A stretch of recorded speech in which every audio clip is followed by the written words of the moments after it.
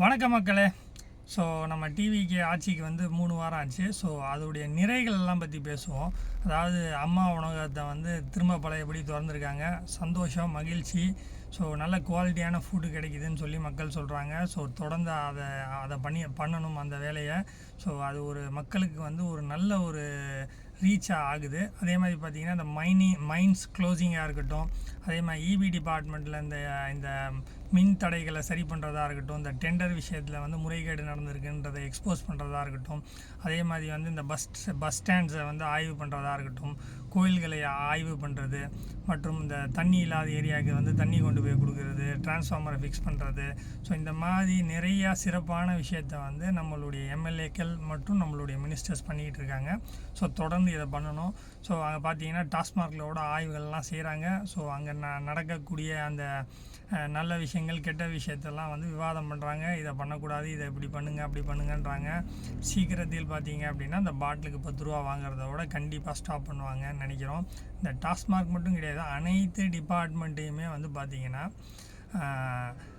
இவங்க வந்து அதை சரி செய்ய வேண்டும். ஏன் அப்படின்னா ஒரு டிரான்ஸ்பரன்சியும் ஒரு நேர்மையும் இல்லாமல் இருக்குதா அப்படின்னு கேட்டால் இவ்வளோ நாள் இருந்துச்சு.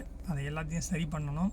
அதிகாரிகளும் சரி, அரசியல்வாதிகளும் சரி, கொஞ்சம் நிறையா கரப்டடாகவே இருந்தாங்க. ஸோ அதை நம்ம சரி பண்ண போகிறப்ப நிறையா பிரச்சனைகளும் பேக் ஃபயரும் ஆகிறதுக்கு வாய்ப்புகள் இருக்குது. ஆனால் அதெல்லாம் சரி பண்ணி ஒரு நல்ல ஒரு ஆட்சியை கொடுப்பாங்க அப்படிங்கிற ஒரு நம்பிக்கை மக்கள்கிட்ட வந்திருக்கு. அதேமாதிரி மக்கள்லாம் வந்து இப்போ வெளிப்படையாக பேச ஆரம்பிச்சிட்டாங்க. நிறையா பேர் வந்து பார்த்திங்கன்னா நான் வந்து திமுகவுடைய அடிமைன்னு சொன்னவங்களோட வந்து தப்பு பண்ணிட்டோம்ப்பா, இந்த மாதிரி இருக்கணுன்றப்ப நாங்கள் எதிர்பார்த்தோம், இதை இவங்க கொண்டு வந்திருக்காங்க, சந்தோஷம் அப்படிங்கிறாங்க. ஸோ மக்கள் பார்த்திங்கன்னா நிறையா சேஞ்சஸ் பார்க்குறாங்க. மக்கள் வந்து டிவிகே பக்கம் நிறையா பேர் வந்து பார்த்திங்க அப்படின்னா இனிமேல் டிவிகேக்கு ஓட்டு போடணும், டிவிகேவை தேர்ந்தெடுக்கணும். ஸோ அவங்கக்கிட்ட ஒரு நேர்மை இருக்குது, சொன்னதை செய்கிறாங்க அப்படின்ற ஒரு நம்பிக்கை வந்திருக்கு. அதனால் நம்ம தொடர்ந்து நல்லதை செய்வோம். இப்போ எப்படி ஒர்க் பண்ணுறோமோ இதை விட இன்னும் நல்லபடியாக ஒர்க் பண்ணுவோம். ஸோ அந்த ஃபண்டிங்கோட சீக்கிரத்தில் சரியாகவும் நம்ம எதிர்பார்க்குறோம். ஸோ நல்ல விஷயங்கள் படிப்படியாக ஒவ்வொன்றா தமிழகத்துக்கு கிடைக்கட்டும். ஸோ நம்ம வந்து அரசியல் பேசுவோம், நல்ல விஷயத்தை மக்கள்கிட்ட கொண்டு போவோம். நன்றி.